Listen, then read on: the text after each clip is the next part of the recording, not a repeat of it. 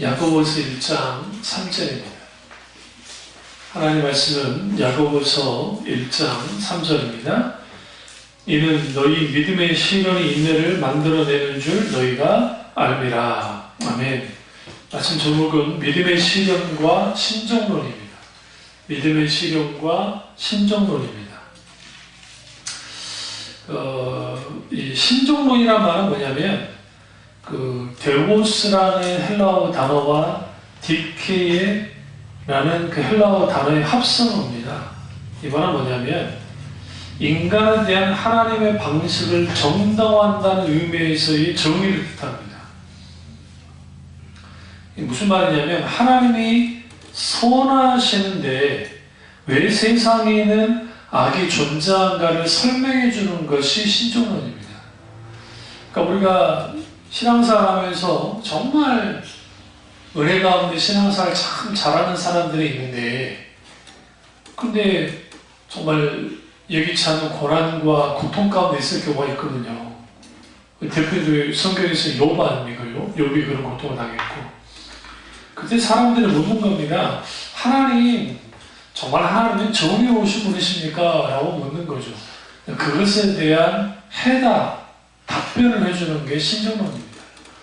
오늘날의 한국 교회가 고통은 곧 저주라고 하는 공식을 많이 가져왔습니다. 저주까지는 아니더라도 좋지 않는 것이다 라고 생각해요. 그러니까 문제, 고통, 고난 다 부정적으로 여깁니다. 왜 그러냐면 우리가 고난당하는 거 좋아할 사람 다음에도 없잖아요. 저도 그렇고. 그러니까 그것을 어떻게 만드냐면 좀 부정적인 의미로서 보는 것이고, 그리고 결국은 그 고난을 빨리 극복해서 없애야 될 것이다, 없애야 된다, 그리고 그런 방법론들을 많이 만들어냅니다. 대표적인 게 긍정적인 사고방식, 그것을 가지고 부정적인 생각을 몰아내서 좀 더 행복하게, 좀 더 즐겁게, 좀 더 긍정적으로 살아가다 보면 우리가 당하는 고통과 고난의 문제를 해결할 수 있다. 그런 식의 설교가 이제 강단에서 많이 넘쳐나죠. 일면 도움은 됩니다. 왜냐하면 좀 긍정적으로 바라보는 자세는 필요하니까요. 문제는 뭐냐면 근본적으로 고통의 원인에 대해서, 고통의 이유에 대해서 설명해 주지 못하면 신자들이 어떤 고난을 당하게 되면 하나님에 대한 오해가 생기고, 하나님에 대한 오해가 생기면 하나님을 원망하거나 아니면 하나님을 대적하는 일이 벌어집니다.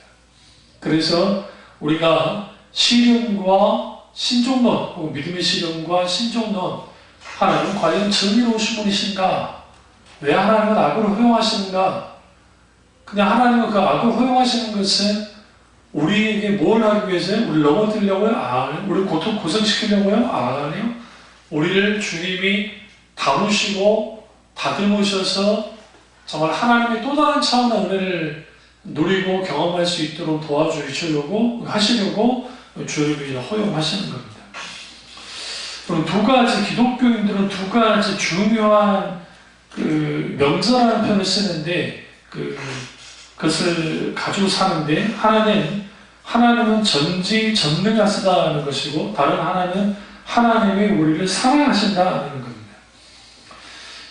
이 두 가지를 왜 중요하냐면, 하나님이 전지전능하시다는 것은 우리의 모든 것을 알고 계시고, 또 우리의 모든 문제를 해결할 수 있는 분이라는 것을 이제 우리가 분명하게 알 수 있기 때문에 그렇고, 또 하나는 하나님이 우리를 사랑하신다라는 것은 하나님께서 우리의 인생의 괴로움에 적극적으로 동참하셔서 그 하나님의 사랑으로 우리를 이제 연단시키시고, 그 시련과 고통 속에서 결국은 그리스도를 닮아가는 사람으로 주님이 어떻게 해요?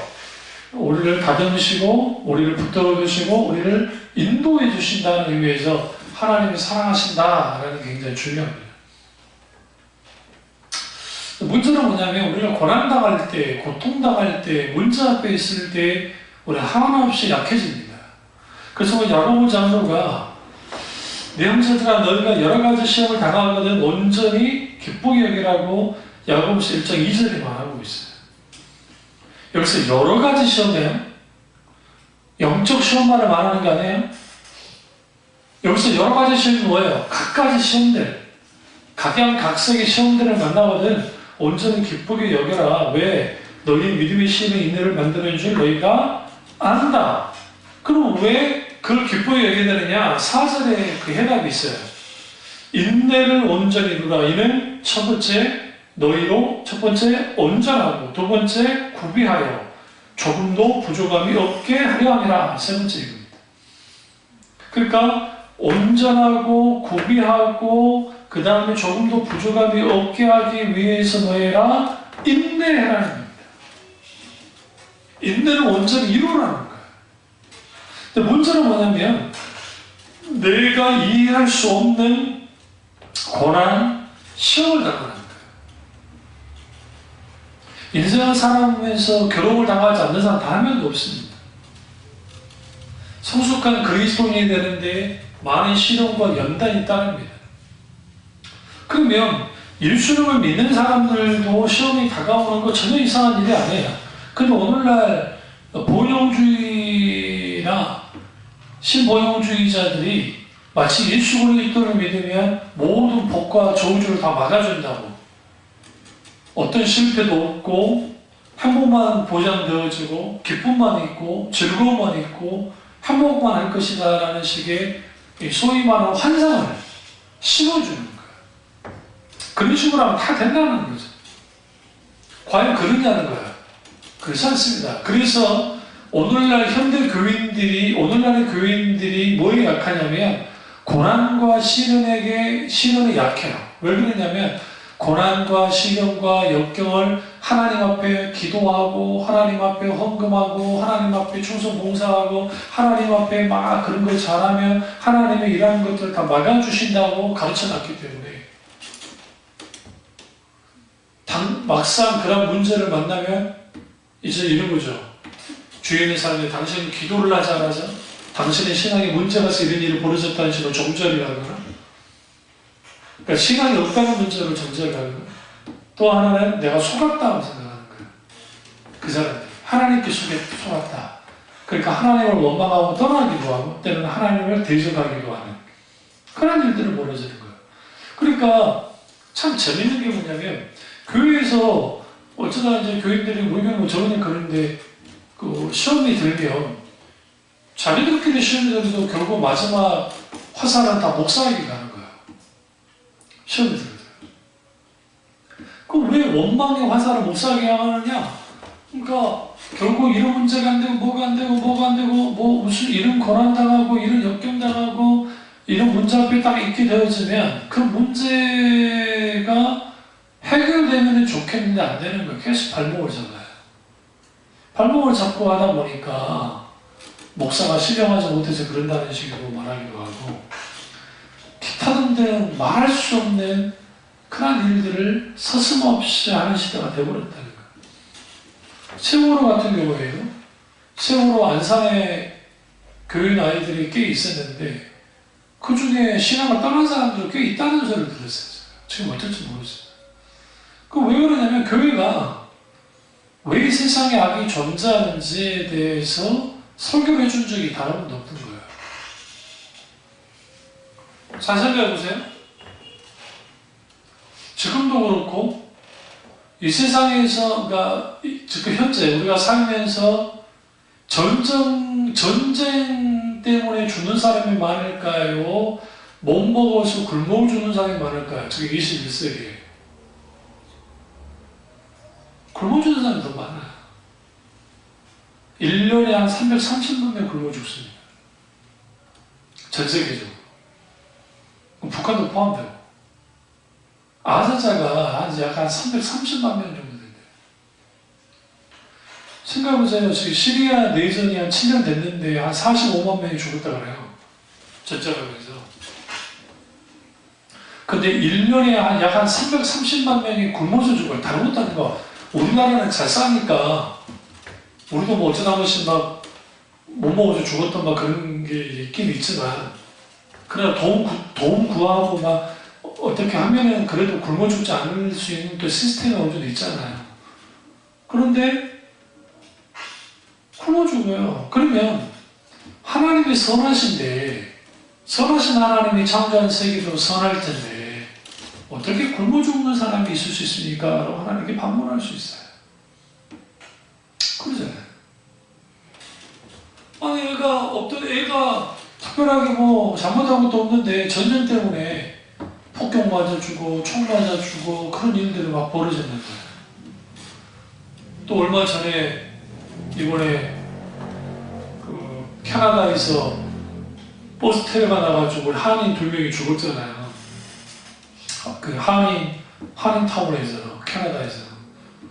거기 뭐 여러 사람 죽었지만 그 사람들이 다른 거 아니에요. 그냥 인도로 그냥 길거리 걸어가고 있다가 덮쳐가지고 죽은 거예요.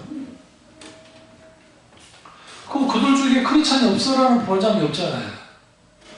그럼 왜 하나님이 막아주지 않았습니까? 라고 물을 수 있다는 거예요. 이것에 대한 대답을 오늘날의 교회가, 오늘날의 목사님들이 해주는 목사님들이 그렇게 많지 않다는 거예요. 그러니까 아주 가볍고, 그러니까 아주 사람들이, 그러니까 그거죠. 저 일본에 갔을 때에도 그 일본 신사에 딱 들어가 보니까 그 점치는 게 있어요. 점치는 게. 그 점치는 게 있는데 그게 일종의 이제 돈을 주고 빼가지고 그걸로 자기들 점괘를 먹는 거예요. 근데 그게 좋은 점괘 나오면 가져가면 되고, 그게 좋지 않은 점괘가 나오잖아요. 좋지 않은 점괘 나오면 걱정할 필요가 없어요. 무조건 사면 돼요. 이거 돈 먹게예요. 진짜 이거는. 저는 하진 않았지만 구경만 했을 뿐이고. 그 딱 들어가면 막 향 같은 걸 피워요. 우리나라 향 냄새가 완전히 달라요. 근데 그거 갖다가 막 몸에다 이렇게 막 해요. 왜 하느냐? 악귀를 쫓아내고 막 그리는 거 하는 거예요. 그러니까 동상을 막론하고 기독교인도 다 마찬가지고 자기 자신에게 병이 들거나 자기 자신에게 고통이 일어나거나 막 그런 일들이 일어나길 원치 않거든요. 그건 당연한 거예요. 근데 하나님이 마치 그러니까 그런 거죠. 하나님이 못 고칠 병이 없으시고 하나님의 모든 것을 다 역사하신다라고 하는 그 명제는 옳긴 한데 그렇다고 해서 모든 사람이 고침받냐고요? 그렇지 않아요. 많은 하나님의 사람들이 불치병에 걸려서 돌아가셨어요. 사실 계란성 같은 목사님들이 그들의 그 인생 후반에 그렇게 병들어 돌아가신 경우가 굉장히 많다. 그럼 어떻게 볼까요? 그분들이 그 인생의 후반에 그들의 신앙생활을 잘못하고 그렇게 된 겁니까? 그렇지 않습니다. 그들이 더 놀라운 것은 카르멘 선생님이 특별히 이제 원래부터 몸이 약해서 많이 아팠지만 그분이 56세 6세인가 그때 돌아가셨는데 엄청나게 아프셨어요. 그런데 놀라운 글들이 그때 다 썼어요. 그때 다 나왔어요. 그러니까 하나님은 고난을 통해서, 고통을 통해서 우리가 충분히 그리스도의 십자가의 죽음을, 고난을 동참하고 그리고 그것에 대해 묵상하기를 원하시고 그걸 신앙으로 승화시켜 나가셔갈 때 왜 하나님이 그 병을 허용하셨는지를 알게 되는 거예요. 왜? 그러면 뭐 예수님, 그러니까 이런 거 있죠. 제가 예전에 말씀드렸지만 제가 순천에 살 때 그 북부교회, 순천 북부교회 사모님이 이제 목사님 먼저 새벽기도 인도하러 가시고 사모님이 이제 뒤에 나오시다가 뺑소니 차에 치여서 돌아가셨단 말이에요. 횡단보도, 그것도 정상적으로 파란불에 지금 횡단보도 건너다가 돌아가셨어요. 교회가 무슨 일이 벌어졌냐면 사모가 어떤 죄를 졌고 목사가 얼마나 그렇길래 그런 일이 벌어지냐면서 교회가 쫓겨져 버렸어요. 교회적으로 시험에 들어가죠. 그러니까 교회 반대 세력, 목사님 반대 세력들이 있어가지고 그 교회 참 뜨거운 교회였는데 저도 종종 가서 기도했었는데 그 교회 반대 사람들이 그걸 꼬투리를 잡아가지고 사모가 문제가 있어가지고 교만해서 죽었다느니 어쨌다느니 할 말 아니죠. 아닌데 그런 일을 내는 거예요. 그럼 왜 교인들이 그러느냐? 일종의 그거예요. 내가 선하게 살면 복받고 좋은 일이 있고 어떤 조주도 없고 좋은 일만 있을 거라는 걸 있고, 내가 악하게 살면 벌 받는다는 생각을 가지고 와요. 이게 소위 말하는 인과의 신앙생활을 하다 보니까 일종의, 그러니까 그런 식으로 바리새인들도 그렇게 이해를 했어요. 그래서 바리새인들 눈에 비친 병든 자는 다 저주받은 사람이고 죄인이고 악한 자예요. 그렇게 판단했죠. 예수님은 오히려 그 죄인들과 함께 하죠. 나면서부터 안전병이 되고 보지 못한 자에게 주님이 뭐라 합니까? 이거는 모르죠. 사람들이 이 사람의 죄입니까? 부모의 죄 때문에 그럽니까? 그거 아니다. 하나님의 영광을 위해서 한 것이다. 그 주님 치유하시죠. 그럼 왜 하나님은 그런 악을 허용하시는가? 그 악을 허용하신 것에 대한 해답을 찾기 위해서는 먼저 이걸 알아야 돼요. 인간이 만들어낸 세계가 불완전하기 때문에 이런 일들이 벌어져요. 첫 번째. 그러니까 하나님이 인간에게 자유구조를 줬고, 하나님은 하나님의 뜻 가운데 하나님의 백성들을 살아가길 원하는데, 인간이 탐심에 빠져가지고 성수대교처럼 부실봉사를 하고, 거기에 그때 당시 뭐가 드러났어요? 철근이라든지 마땅히 너희들 철근과 콘크리트 타설과 이러한 것들을 제대로 하지 않고 날림으로 봉사를 했단 말이에요. 어떻게 상판이 가운데에 툭 떨어질 수가 있어요? 이게 툭 떨어져 버렸다. 그럼 그게 하나님이 만든 겁니까, 그거? 아니에요.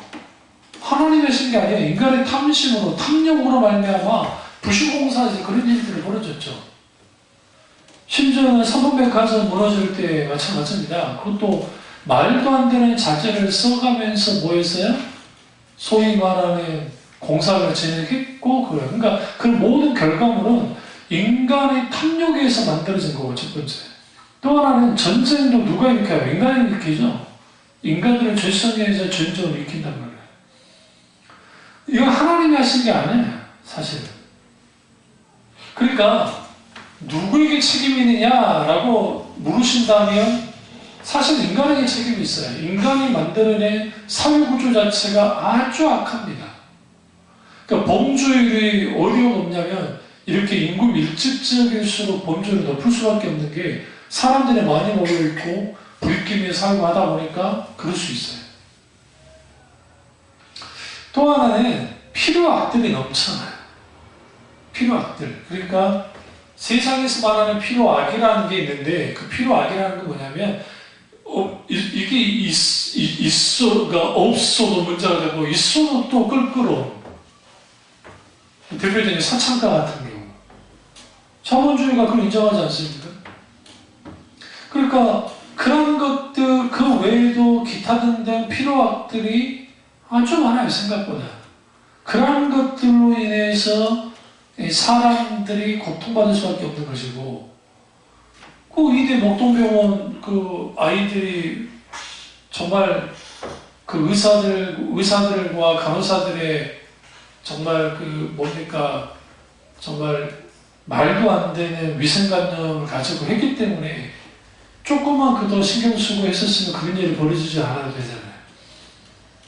그럼 그걸 하나님이 막지 않았다고 막 그럴 수 있어요. 근데 사실은 그들의 탐욕이 돈 줄이려고 그 주사바늘 또 주사 애기가 그걸 또 했던 걸 또 쓰고 하는 인간의 탐욕에 의해서 만들어진 인간의 구조적 시스템이 악을 불러와요. 악을.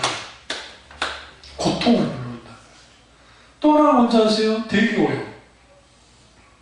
대기오염 때문에. 그러니까 지난 연도에 춥게도 있었지만 많은 사람 생각보다 많이 돌아가셨다잖아요. 이게 갑자기 그 극한 추위인데 뭐냐면 전 세계적으로 세계가 오염이 된 거죠. 하나님이 창조한 세계를 인간의 탐욕과 탐심에 의해서 막 써제끼니까 그게 공격을 하는 거고, 이번에 포항 대지진에 대한 지질학자가 세계적인 논문을 발표를 했는데, 그게 지열 발전소 때문에 됐다고 지금 나오는 거예요, 지금. 그러니까 수십 미터가 아니라 수 킬로를 2km 이상을 쭉 파고 들어가가지고 고압 물을 쏜대요. 거기다가 물을 쏘는데 거기 단층이 있대요. 단층이 있는데 그 단층이 흔들려가지고 5.4가 나오고요. 이게 우리나라 학자가 발표는 했는데 외국 기라산 같은 학자들이 인정하기 시작했다. 그럴 수 있다. 청정 에너지 쓴다고 목적은 좋잖아요. 목적은 좋은데 결국은 그런 것들이 뭐로 돌아와요? 그 포항 주민, 그게 이제 국가가 받아들일지 안 받아들일지 모르지만 포항 주민들은 너무나 큰 고통을 당한단 말이에요. 인간이 만들어야 돼. 그럼 또 자연현상 없답니까? 자연현상도 마찬가지예요. 자연현상도 사실상 화산 폭발, 지진, 그 다음에 지진하면 쓰나미가 일어나고, 그 다음에 홍수, 기타는 이런 게 있는데, 이게 뭐냐면, 이런 자연이 인간을 대적하는 것은 인간이 자연을 파괴할 수도 있지만, 또 하나는 아담과 하와가 타락하고, 그것에 대한 저주를 이 피조물들도 이 만물이 받았기 때문에, 그러니까 그걸로 인해서 인간이 고통을 당하는 거예요. 그러니까 인간이 고통을 당할 일들이 많아요. 우린 집안에 있으면 안 자랄 것 같은데 예전에 요즘 아니고 한 몇 년 전에 집에 있었는데 이렇게 있었는데 차가 거꾸로 밀고 들어와서 거기서 죽었다고요. 깔려 들어가서. 도로변에 있는 집이었는데 가장 안전할 곳이 집인데 집에서 죽었단 말이죠. 돌아가셨단 말이죠. 그런 가슴 아픈 일들이 사람들의 부주의나 탐심이나 탐욕이나 기타 등등 그런 것들에서 죽고 수많은 질병들에 의해서 사람들이 고통을 당하고 이러한 것들에 대해서 우리는 어떻게 먹게 되는 거예요? 은사주의자들은 무조건적으로 하나님이 치유해 준다. 그건 맞다니까요. 하나님이 치유할 능력이 있으세요. 그러니까 치유와 기적 사이에서 하나님은 늘 하나님의 기적을 일으키진 않아요. 하나님 그분의 영광이 드러나기를 하나님은 그분의 주권 가운데서 주님이 기적을 일으킵니다. 그러니까 그런 기적이 일어나지 않는다는 게 아니에요. 분명히 일어나긴 해요. 그렇다고 해서 모든 사람이 기도받고 기도하면 다 고침받느냐? 그렇지는 않다는 겁니다. 그럼 과연 그 치료 주지 않는 하나님은 의롭지 않은 것인가? 이것에 대한 질문을 던져줍니다.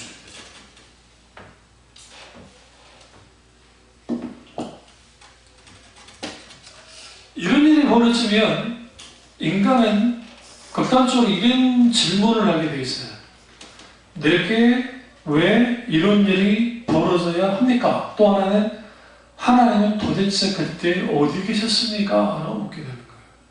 그러니까 우리가 하루하루 살아갈 때 매 순간순간 하나님을 의지하고 하나님의 도움을 구하면서 살아야 돼요. 정말로. 예전에 아시아나 비행기가 떨어졌을 때에 아주 유명한 목사님이 돌아가셨거든요. 젊은 목사님이었는데. 또 어떤 목사님은 비행기가 떨어졌는데 사신 분도 계세요.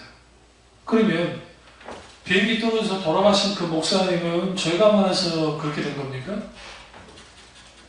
비행기가 떨어져서 살아나신 목사님은 그러면 하나님이 더 사랑하셔서 살려준 겁니까? 그렇게 소위 이분법적으로 극단적으로 볼 수 있는 문제가 아니라는 거예요. 하나님은 그러한 것들을 허용하신 이유는 뭐냐면 이 세상이 그러니까 하나님의 권고의 날과 형통의 날을 겸해주시다 했잖아요.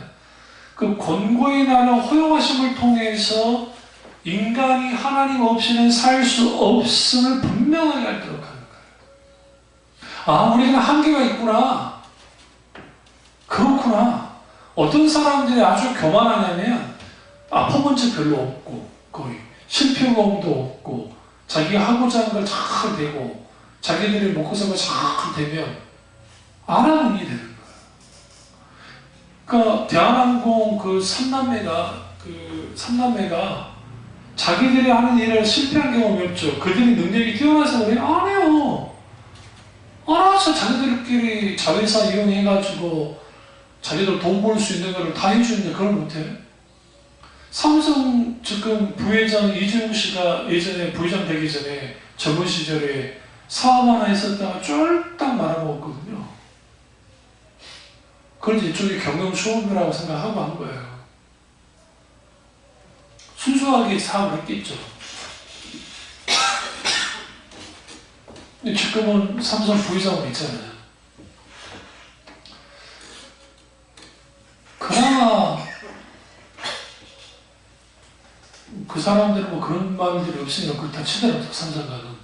이쪽은 막 그러거든요. 그러니까 소위 하나님도 눈에 안 보이고 사람도 눈에 안 보이는 사람들이 된 거, 이게 불행한 사람들이죠. 아주 불행한 거. 그러면 왜 하나님이 악을 허용하시는가? 그것을 우리가 대답하기 위해서는 이거 하나를 더 짚고 넘어가서 그게 뭐냐면, 하나님은 악인과 선인에게 똑같이 비를 내리십니다. 똑같이 해를 비춰주세요. 왜 그럴까요? 만약에 하나님이 악인과 선인을 무작정 하나님의 기준으로 딱 갈라버렸으면 이 세상에 살아남을 사람은 단 한 명도 없어요. 왜? 하나님 앞에는 다 주인이기 때문에. 그럼 왜 하나님이 그 골고루 은혜를 베풀어 주시느냐? 그 골고루 은혜를 베풀어 주심을 통해서 혹여라도 악인이 회개하고 돌이켜서 하나님께로 돌아오기를 원하십니다. 돌아오기를. 그러니까 고난 그 자체가 죄는 아니고, 죄 때문에 고난 받을 수도 있겠지만 고난 자체는 죄가 아니에요. 다만 이것을 우리가 믿음으로 반응해서 하나님의 본심을 읽어내기만 한다면 우리는 그 고난을 충분히 묵상함을 통해서 성숙한 하나님의 사람들로 바뀌어질 거라는 거예요.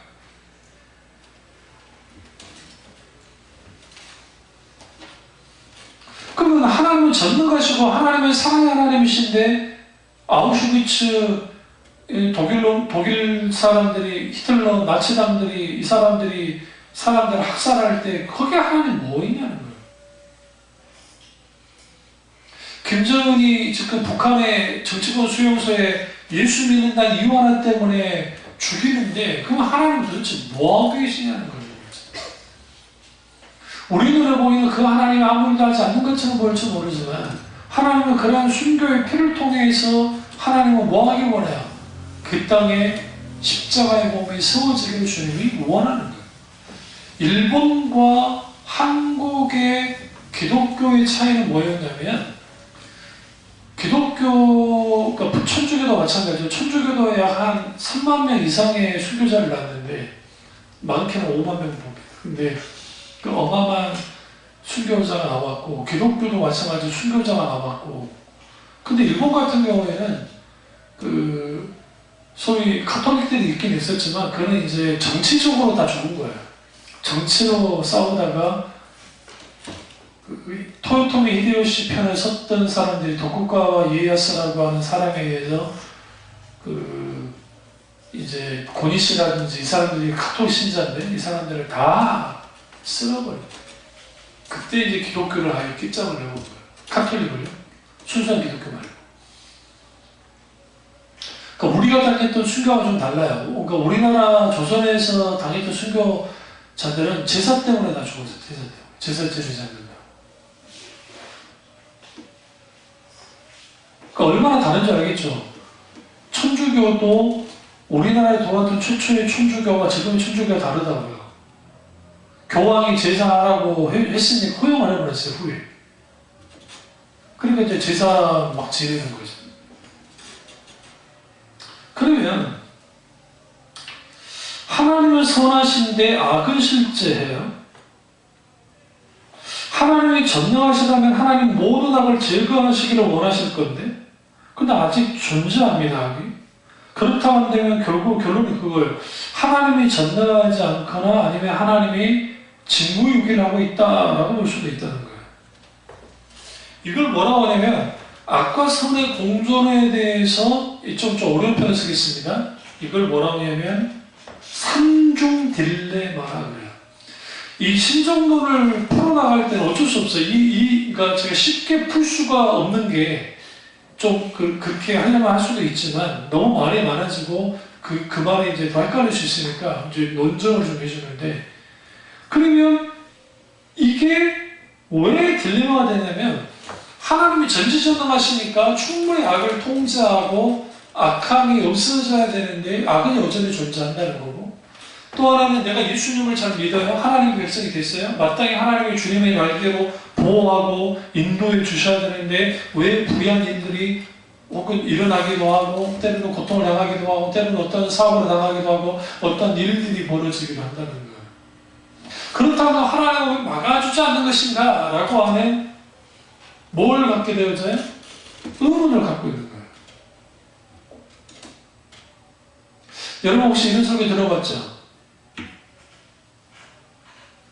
성도에게는 수호천사들이 붙어 다닌다고. 그럼 성도 어디 있어요? 그게 카톨릭에서 나온 거예요. 카톨릭. 그래서 베레아 같은 경우에는 천사가 우리 죄를 적어가지고 그 하나님 앞에 참소도 하고 막 그런 식으로 하시는데, 그 조로아스터교나 바벨론의 종교의 영향을 받아가지고 천사가 마치 따라다니면서 우리를 보호하고 지키고 막 그런 식으로 하는데, 물론 하나님이 특별할 때 다니엘처럼 이런 있을 때 천사를 보내서 보호하시고 지키시기도 해요. 그 부인하지 않아요. 그러나 태어날 때부터 예수 믿고 구원받으면 천사가 딱 달라붙어가지고 소위 말하는 보호하고 지키고 그런 식으로 그 천사들이 사역합니까? 아니요.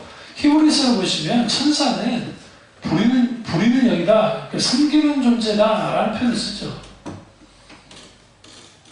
섬기는 종이죠. 그러나 우리가 육신을 갖고 있기 때문에 우리보다는 우월한 존재예요, 아직까지. 그러나 이제 부활 이후에 달라지겠죠. 그렇다고 천국의 계급사회는 아니기 때문에 하나님의 영광 가운데 이제 자유롭게 살겠죠. 근데 어쨌든 그러면 이 신종론에 있어서 아우구스티누스가 잘 말했는데, 악은 뭐냐? 선의 결핍이라고 말했어요. 그러니까 선이 없는 상태가 악으로 본 거예요. 악의 기원은 사탄입니다. 하나님과 악을 만난 적이 없어요. 선에서 사탄도 처음에는 선하게 창조됐고, 그러나 그게 선으로부터 떠나면서 거기에 뭐가 생겼어요? 결핍이 일어났고, 그리고 그가 악이 화신이 되는 거예요. 그리고 인간은 자유의지를 갖고 있는데, 그 인간의 자유의지가 어떻게 있느냐? 자유의지 남용이 악을 도록해 있어요. 선악과를 따먹겠다는 자유의지 남용이 있었잖아요. 그러니까 그 자유의지 남용이 악을 도록해 있고, 그 어느 날도 마찬가지예요. 이거죠. 그러니까 하나님께서 우리를 지켜주기를 원하시는데 전전 격전지라든지 막 힘들고 어려운 그런 데를 만약에 여행을 간다고 합시다. 만약에 위험한 데. 스스로 그 위험한 쪽으로 들어가는 거잖아요. 물론 정말 선교적 사명이 있어가지고 하나님의 인도를 따라서 가면은 그럴 수 있다고 생각하는데, 그게 아니고 왜 하나님은 안 막아줘요? 자유주의 아니에요. 또 볼까요? 사도 바울이 그냥 여행하러 다닌 것도 아니고 선교여행 다녔는데 강도 만나가지고 큰 죽을 고생을 다 하고 죽을 뻔도 하고 말이 된다고 생각하세요? 다른 일도 안 해요. 하나님의 초자연적인 놀라운 역사가 나타나는 선지자 사도 바울도 강도의 위협에 동족의 위협을 고통을 당했단 말이에요. 근데 하나님은 그런 것을 허용하셨대요. 왜 허용하시는가? 결국은 우리 앞에 있는 이런 여러 문제들과 아픔과 고통 속에서 누구를 찾기를 원해요? 하나님을 찾기를 원해요. 이게 아주 중요해요. 그러니까 아우구스티누스는 이거예요. 자유로운 피조물과 천사와 사람의 타락 가능한 의지를 통해 악이 발생한다라는 것을. 그러니까 자유주의 남용이 이렇게 만들어냈는데 결국은 선악과를 따먹고 무슨 일이 벌어졌느냐? 이 세상에 재앙이 임하고 질병이 생기고 지진이 나고 화산이 폭파하는 소위 자연악이 생긴 거예요. 이걸 내추럴 이블이라는 표현을. 타락의 결과로서 하나님이 벌로서 뭐가 된 거야? 자연이 조주를 받은 거예요. 하나님 앞에. 인간도 마찬가지. 죄의 결과로. 그러니까 그러한 성악이 있을 테니까 인간은 기본적으로 잘 들으세요. 불안정함 속에서 살아가요. 우리가 불안정함 속에서 살아가기 실제로 불안정해요. 근데 이 불안정함을 없애려고 마치 인간이 문명을 만들어냈어요. 갖가지 문명의 이기들을 만들어냈고, 그래서 그 속에 살면 내가 안전할 것 같은데 안전하지 못했다는 거예요.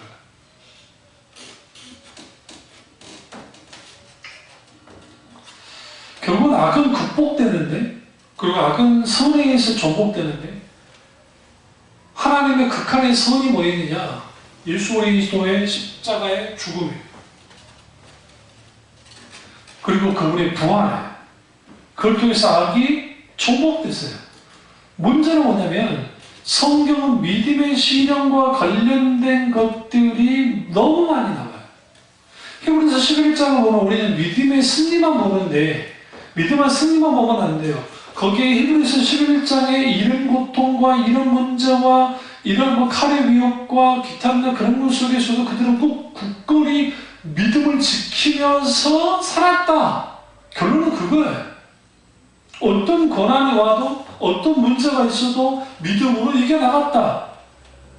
하나님은 폭풍과 시련을 허용하십니다. 뭐 하려고요? 결국은 그 폭풍과 시련 속에서 하나님의 살아계심을 경험할 뿐만 아니라 하나님 그분만을 의지하고 하나님 그분 앞에 높아졌던 모든 것들이 무너뜨려 부셔져서 주께 겸손함을 나가. 근데 사람들은 어떤 설교를 좋아하냐면 우리 여기도 그런 책이 있는데 우리가 폭풍우가 몰아치고 거센 파도가 치면 우리는 물 위를 걸어가면 된다는 거죠. 그 말은 맞는 말이긴 틀리지 않아요. 근데 문제가 뭐냐, 우리가 문제 앞에 섰을 때에 딱 문제 앞에 서잖아요. 고통 앞에 섰잖아요. 그럼 뭐 해야 돼요, 그러면요? 바짝 주니까 엎드려야 돼요. 오늘 본문의 시련이라는 표현이 헬라어로 도키미온이라는 뜻인데 그 뜻은 뭐냐면 용광로의 불순물을 제거하고 순수하게 정지할 때 쓴 단어예요. 왜 하나님이 우리에게 이런 고통을, 이러한 아픔을, 이러한 것들을 주님이 허용하시는가? 우리 속에 있는 불순물들을 뭐 하려고요? 제거하려고. 근데 시험을 만나거든 온전히 기쁘게 여기라 하잖아요. 이게 지금 이렇게 웃기진 거죠. 고통이 고스란히 내가 느껴지는데 어떻게 온전히 기쁘게 여길 수 있겠어요? 근데 이거예요. 온통 즐거움으로 간주하라는 거예요. 이 말에서 우리는 뭘 알 수 있냐면 우리가 시험과 고통과 고난과 이해할 수 없는 고통을 당할 때에 우리는 우리가 당하는 느낌에 감정에 충실하다 보면 신앙이고 뭐고 다 흔들려 버리는데 이때 중요한 건 뭐냐면 시험에 대한 태도를 바꾸는 거예요. 하나님 앞에 나의 일하는 것들을 가지고 나가는 거죠. 하나님은 없다, 하나님은 여기에 없다라고 하는 영어단을 어떤 무신론자 교수가 쓰니까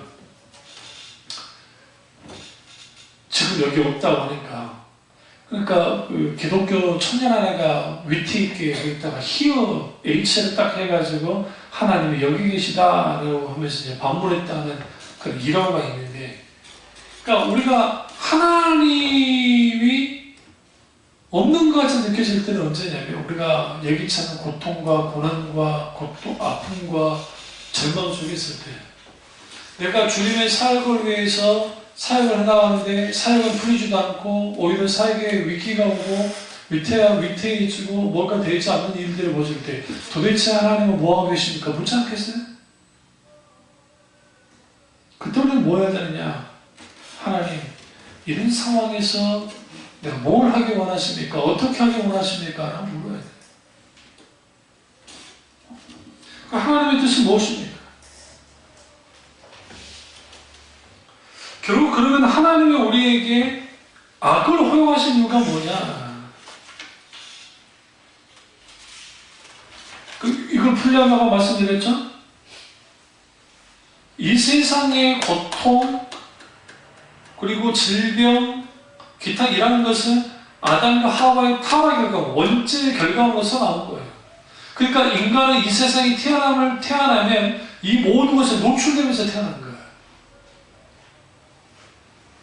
근데 하나님이 완벽하게 방어막이 되셔서 하나님이 완전히 이걸 다 막아주지 않아요. 왜냐하면 하나님이 마법처럼 다 막아주면 인간은 교만해져서 더 이상 하나님을 찾지 않을 겁니다. 그래서 권고의 날과 형통의 날을 각기 주시되 계속 고통을 당하게 만들지 않으시고 그렇다고 해서 계속 형통만 하지 않게 만드시죠. 그 이유는 뭐라고 그랬어요? 그들을 알고 뭐하지 않게 하기 위해서? 교만하지 않게 하기 위해서. 근데 또 권고의 날만 주면은 좌절하고 넘어지고 그렇게 되어지니까 주님이 형통의 날도 주신다 라고 말씀하죠. 그처럼 우리가 분명하게 하나님은 우리 인생에 적극적으로 간섭이 들어오시고 하나님의 뜻이 우리 가운데 이루어지기를 원하시고 악을 선으로 바꾸시고 합력한 선을 이루신 하나님이시니까 고통을 충분히 하나님의 은혜로 바꿔서 그것이 자양분이 돼서 하나님의 놀라운 사랑을 누릴 수 있는 그런 사람으로 하나님이 만들어 나가는 하나님의 손길이 되는 거예요.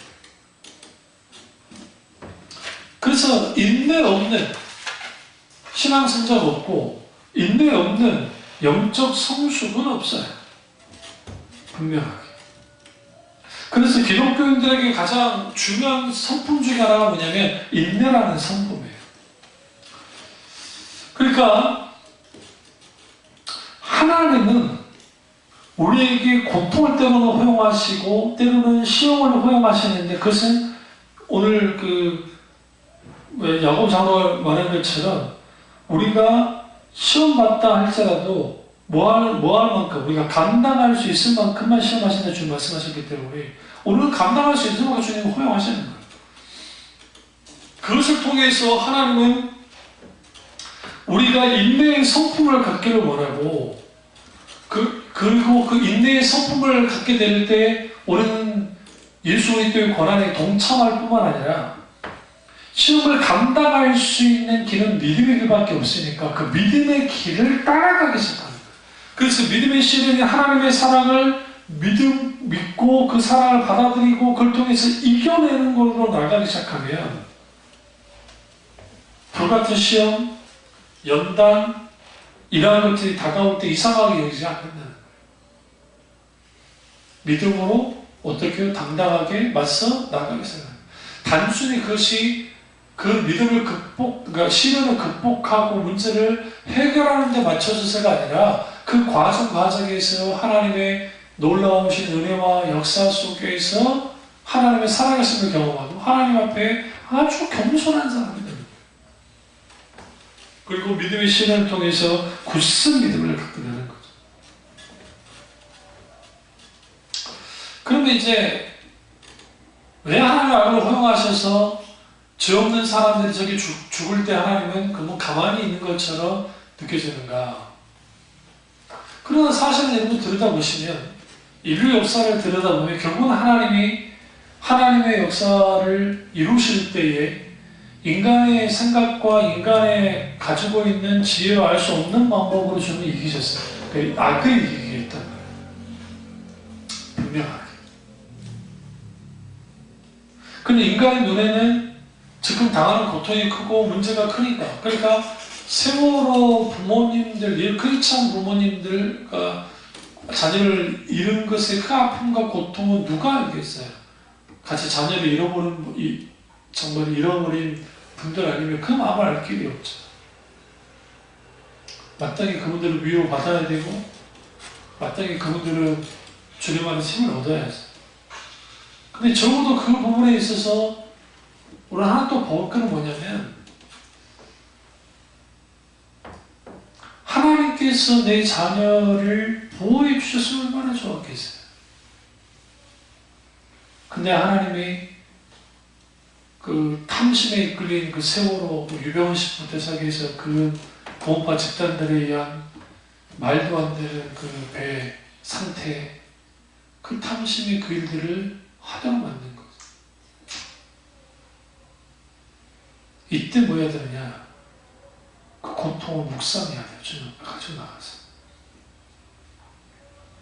그리고 우리 속에 있는 그 무한한 슬픔과 고통과 찢어짐을 하나님 앞에 가지고 나가기 시작할 때, 비로소 하나님 그 아들을 인류를 위해서 내어주고 죽게 하셨던 그 하나님의 마음이 그분들에게 부어지기 시작하면 달라지기 시작해요.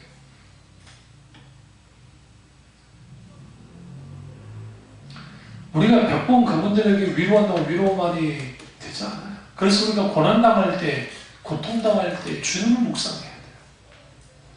아버지만 부어달라고 기도해야 돼요.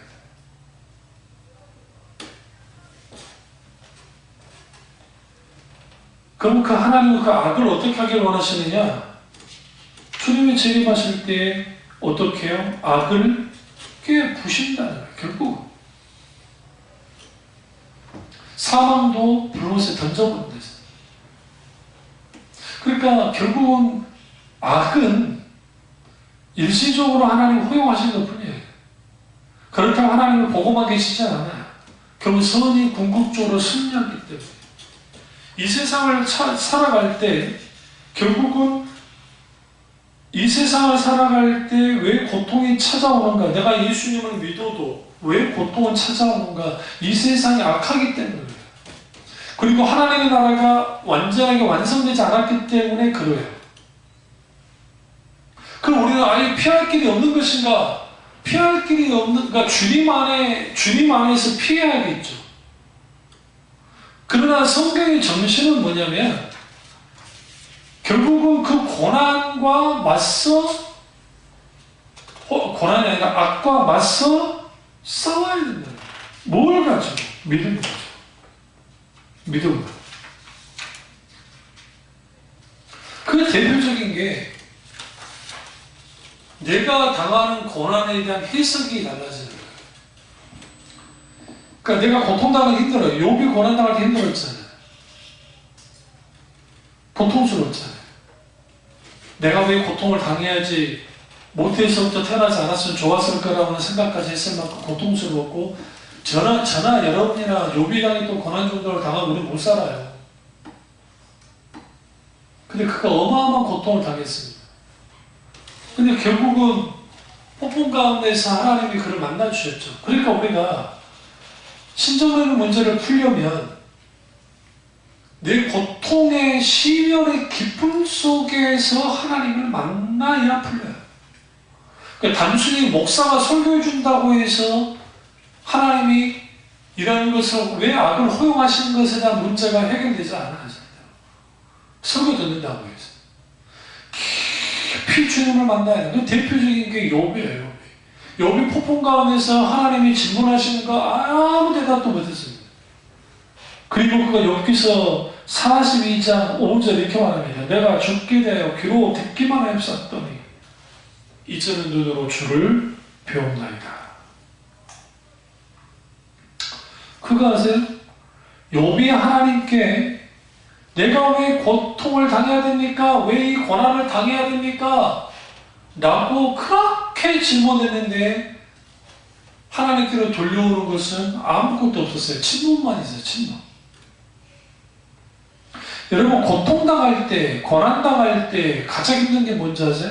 고통당하고 있는 것도 힘들지만 더 힘든 것은 하나님의 침묵이에요. 하나님이 아무 말도 안 해주시는 거예요. 그러니까 그런 침묵이 있어요. 그러니까 탄식하게 되죠. 이때 필요한 게 뭐냐면 시편의 탄원의 기도가 약 3분의 1이 나오는데 하나님 앞에 탄원하게 나가는 거예요. 내 갖고 있는 마음의 응어리와 모든 것을 쏟아내야 됩니다. 진짜요. 그 속에서 결국은 뭐 해야 되냐면 살아서 역사하시는 하나님을 만나고 그리고 우리의 믿음의 눈이 바뀌어지는 거예요. 그러니까 믿음이 바뀌어지는 게 아니라 우리의 태도가 바뀌어지는 거예요. 내가 지금 나의 시선이 고통과 고통의 결과물과 아픔과 그런 상처와 그런 것만 있다가 내 눈의 시선이 적어도 하나님께로 눈을 들어서 보는 거예요. 근데 이게 쉽지 않아. 어떻게 고개를 들 수 있느냐? 하나님 앞에 탄원하는 거예요.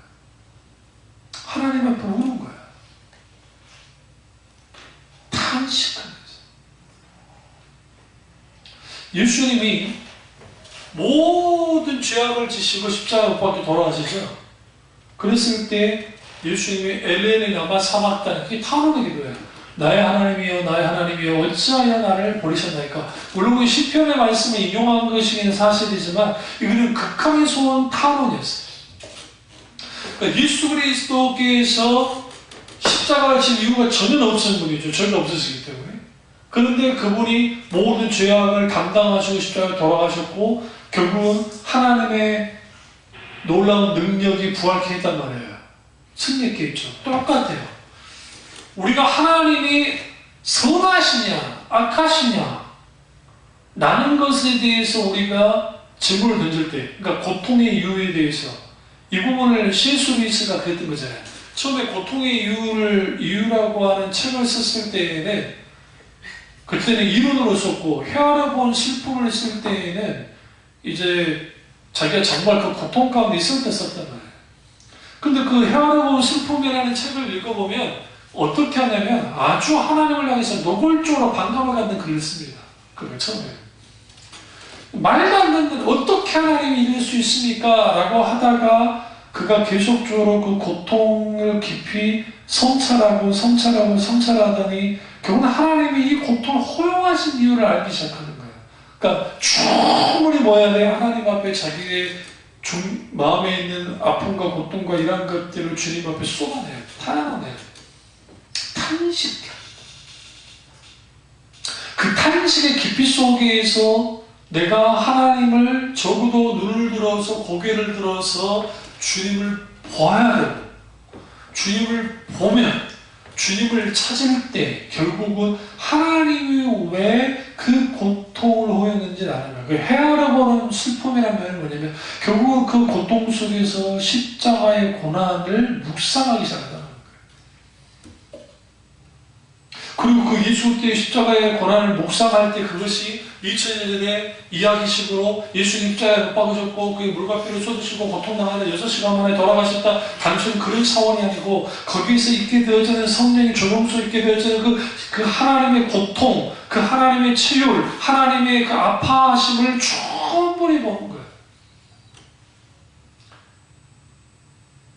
거기로부터 고통을 이길 수 있는 힘이 생겨요. 거기로부터 고통을 이길 수 있는 능력이 생기고 거기로부터 다시 일어날 용기가 생겨요. 그러니까 하나님 앞에 나가지 않으면 안 되는 거야. 왜 하나님 앞을 허용한다고요? 하나님 앞에 내가 아무것도 아니라는 것을 인정하기를 원하고 또 하나는 이 악한 세상은 인간이 만들어냈는데 이게 악이 가져갈 수밖에 없는 세상이고 이 세상에 접어들 게 아니라 너희는 나그네 의식을 가지고 살아야 된다. 이게 베드로의 설교 아니에요. 베드로 전서를 보시면 우리는 나그네일 뿐이다. 이 세상에 소망 두지 말아라. 하나님께 소망 두어라. 이 문제 해결됐다고 해서 저 문제 저 문제 안 생기는 게 아니라 오늘 이 문제 해결했어도 또 문제 생기고 또 문제 해결했어도 다른 문제 생긴다. 너희는 문제를 따라가는 인생이 될 것이냐, 아니면 하나님 그분의 은혜 가운데서 살아갈 것이냐. 어떤 환난과 역경과 문제와 아픔이 와도 그것을 믿음으로 이겨내고 인내하고, 그리고 그리스도의 고난에 동참해서 하나님의 깊이 묵상해서 그 심연의 아픔의 고통 속에서 하나님 그분을 만나기 시작할 때 왜 하나님이 내게 이 고통을 허용하셨는지를 안다고. 거기서 신앙이 깊어져요. 거기서 내가 달라져요. 그걸 성경에서 말하고 있거든요. 단순히 기도하면 문제가 해결되고, 기도하면 어떤 고난과 역경이 다 벗어날 수 있고, 맞다니까요. 분명히 기도를 통해서 문제가 해결되고, 기도를 통해서 어떤 게 해결되긴 하는데, 그냥 성경은 그걸로 끝나지 않아. 물어야 돼. 내가 받은 이 고난을 통해서 하나님 어떤 영광 받으시길 원하십니까? 네? 과연 하나님 의로우신데 고난이나 악이 어디로부터 오는 겁니까? 고난과 역경과 문제는 악과 밀접한 관계가 있어요. 하나님은 악을 창조하지 않았지만 아담과 하와가 타락해서 뭐가 남겼다고요? 선의 결핍이 아니니까 죄악이 생겨난 거예요.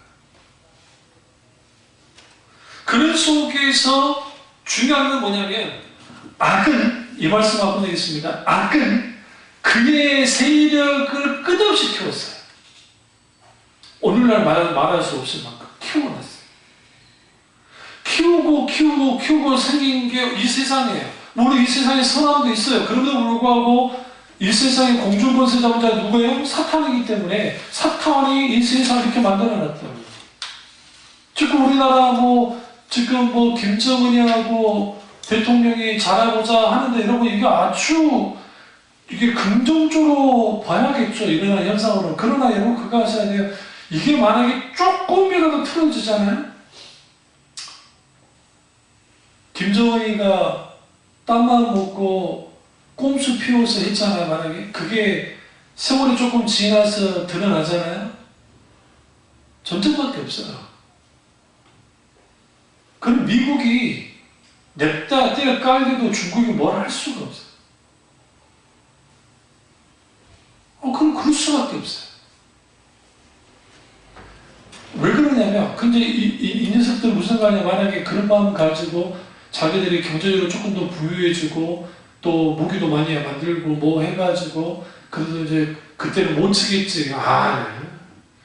역사를 보면 저는 워낙 세계사를 많이 읽었기 때문에 보면, 그렇게 꼼수 피우면 초강대국들은 견디지 못해요. 왜냐하면 그렇게 되면 기후 오르고 번화가 나고, 그럼 누를 수밖에 없고, 그러면은 끝잖아요.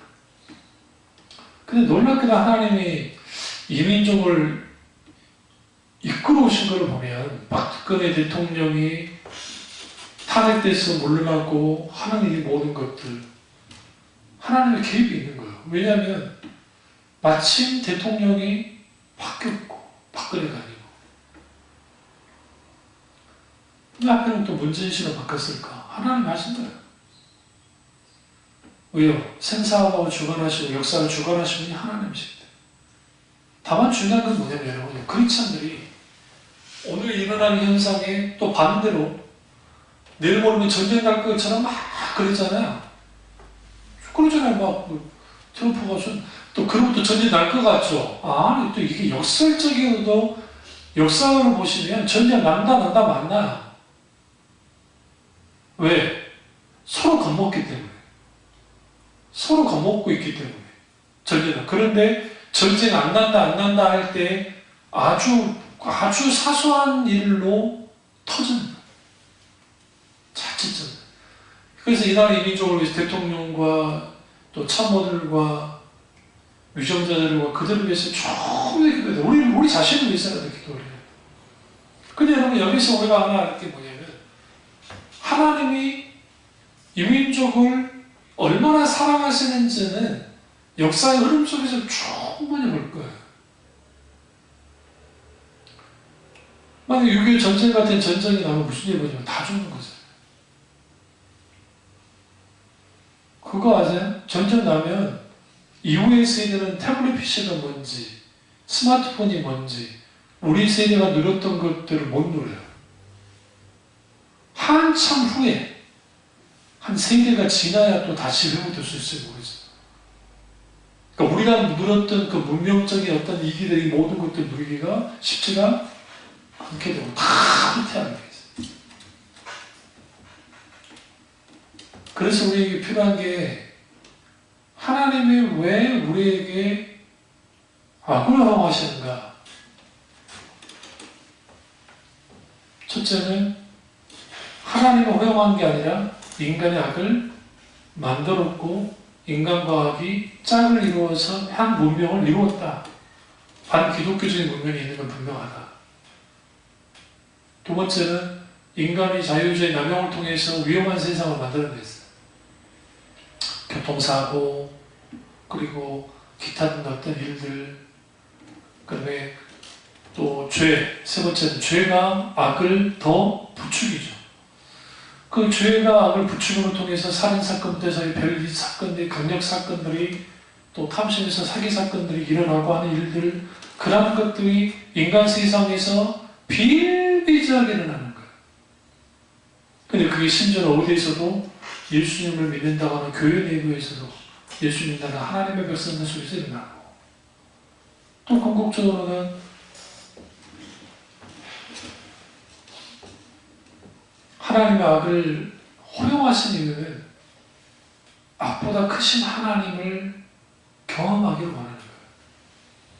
결국은 이 세상을 살아보면 이게 별게 아니었구나 할 때, 결국 내가 하나님 그분이 없으면, 그분이 아니면 안 된다는 것을 깨달아 알기 시작할 때 하나님은 과연 정의로우신가? 정의롭다는 걸 알게 되고, 이걸 좀 더 다음에 좀 더 좀 풀겠습니다만 하나님의 선함을 알게 되고, 믿는 자들에게 믿음의 시련은 오히려 하나님만 의지하고 신뢰하는 계기가 되게 한다는 것을 알고, 그러나 반대로 하나님을 원망하거나 하나님의 존재에 대한 의심과 의문을 갖게 되는 사람은 불신앙에 빠지기도 하는 일종의 양날의 검처럼 되어지고, 결국 하나님은 살아서 역사하신 하나님인 것을 그 고난과 고통의 깊음 속에서 하나님을 경험하여 알게 될 때 하나님을 바라보고 인내함으로 정금 같은 믿음을 갖게 됩니다. 그 은혜가 저와 여러분의 주님의 이름으로 축원합니다. 기도하겠습니다. 기도하실 때